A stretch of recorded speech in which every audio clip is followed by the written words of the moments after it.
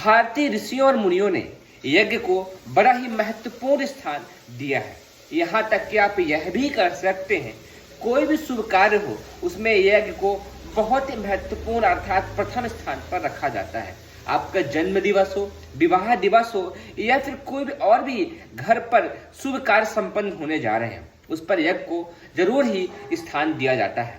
हमारे ऋषियों और मुनियों ने यह देखा, इस यज्ञ में जो भी चीज सामग्री डाली जाती है, आपका घी, गुड़, नारियल, हवन युक्त हवन सामग्री या फिर और भी कोई तरह की लकड़ियां, वह सब सूक्ष्म हो करके बहुत ही सूक्ष्म गहराई में चारों ओर फैलना शुरू हो जाती हैं।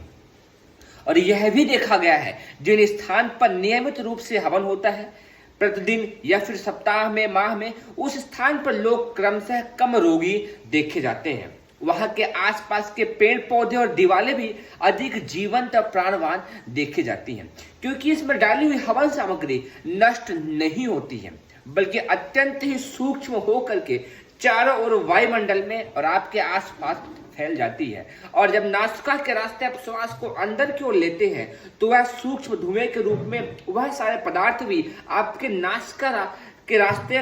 नीचे की ओर आते हैं। और यह विज्ञान मानता है कि जब नासिका मार्ग से आप श्वास अंदर की ओर लेते हैं तो पहले वो मस्तिष्क के क्षेत्र का परिभ्रमण करते हुए और फिर नीचे की ओर आती है।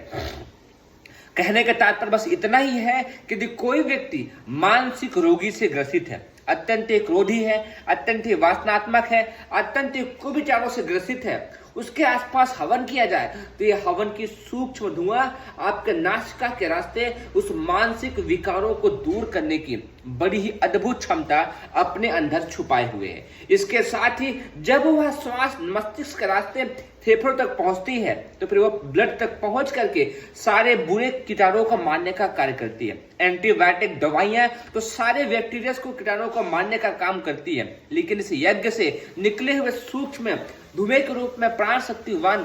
पदार्थ शरीर के रोम रोम में पहुंच करके प्रत्येक कोशिकाओं को, प्रत्येक जीवों को प्राणवान और ऊर्जा बनाने का महान कार्य करते हैं और बुरे कीटाणुओं को मार करके उनको बाहर भी निकालते हैं। यह एक बहुत ही वैज्ञानिक प्रक्रिया है, इसीलिए आप सब नियमित रूप से अपने घर में हवन करें। यदि आप चाहते हैं आपका बच्चा बलशाली, ओजशाली, बुद्धिशाली और प्रखर ओजस्वी बने, आपके घर की माताएं बहनें स्वस्थ और निरोगी बने और आप स्वयं ही प्राणवान बने, हृदय से, फेफड़े से, मस्तिष्क से मजबूत बने, तो नियमित रूप से हवन करें। ना हो सके तो सप्ताह में तो जरूरी हवन करें और स्वस्थ निरोगी बने। उम्मीद करता हूं कि आप सब आज से हवन करना शुरू करेंगे। आप सभी को हृदय के